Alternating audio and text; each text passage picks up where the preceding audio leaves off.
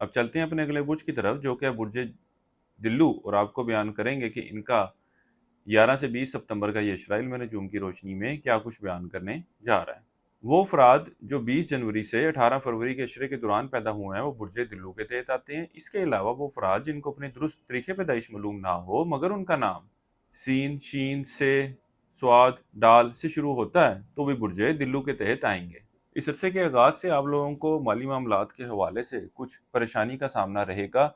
इसके अलावा ज़िंदगी के कई एक मामलात में फैसला लेते हुए भी आप कुछ गलत डिसीजन लेते हुए नजर आएंगे। इसके अलावा इस अशरे वक्त के दौरान घरेलू मामलात, घरेलू माहौल को बेहतर करने के हवाले से आप लोग कोशिशें करते नजर आएंगे। इस अशरे के शुरू के अयाम का वक़्त आपके अंदरूनी सफ़र के लिए भी जाने को जाहिर करेगा। गो के इस अशरे का वक़्त आपके शरीके हयात के साथ मामलात में कुछ ऊंच नीच की तरफ इशारा कर रहा है, लेकिन इस अशरे के इख्तिताम से शुरू होने वाला वक़्त अल्लाह के फजल व करम से आपके शरीके हयात के साथ मामलात में बेहतरी लेकर आएगा।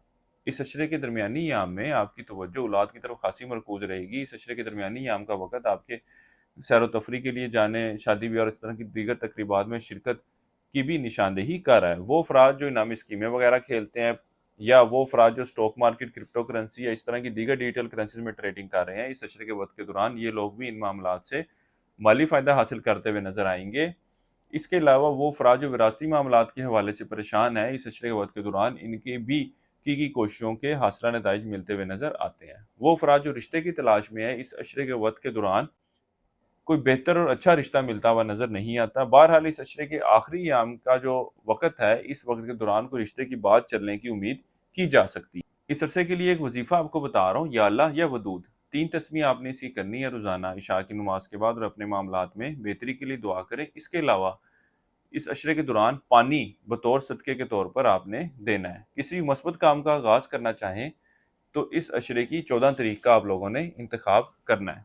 वो बुर्ज दिल्लू वाले अफराद जो बैरून मुल्क जाने के बारे में सोच रहे हैं, इस अशरे का ये वक़्त बैरून मुल्क सफ़र करने के हवाले से इतनी कोई मस्बत सूरत हाल की निशानदेही नहीं कर रहा। यहाँ तक कि वो अफराद जो कारोबार के पेशे से वाबस्ता हैं, इस अशरे के वक्त के दौरान ये अपने मुखालफिन की वजह से कुछ परेशानी का शिकार होते हुए नजर आते हैं।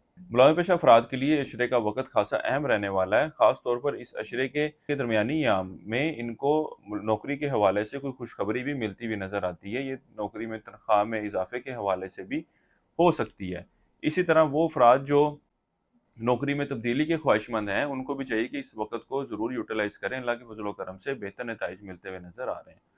ओवरऑल इस अशरे का ये वक़्त आपकी एक अच्छी और बेहतर सेहत की निशानदेही कर रहा है। आपकी तवज्जो मज़हबी मामलात की तरफ खासी मरकूज़ रहेगी। अपना माल सदका खैरात में भी खर्च करते हुए नज़र आते हैं।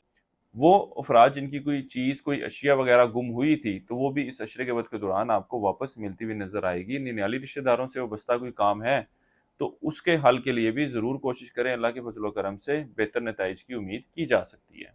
वो अफराद जो इश्क व मोहब्बत के मामलात से वाबस्ता हैं, इस अशरे का वक़्त आपकी आपसी ताल्लुकात में बेहतरी की निशानदेही कर रहा है। एक दूसरे के साथ मेल मुलाकात भी करते नज़र आएंगे, खाना भी खाते हुए नज़र आते हैं। इस अशरे का ये वक़्त आपके बाज़ारी खाने खाने और अच्छी खुराक खाने की निशानदेही भी कर रहा है।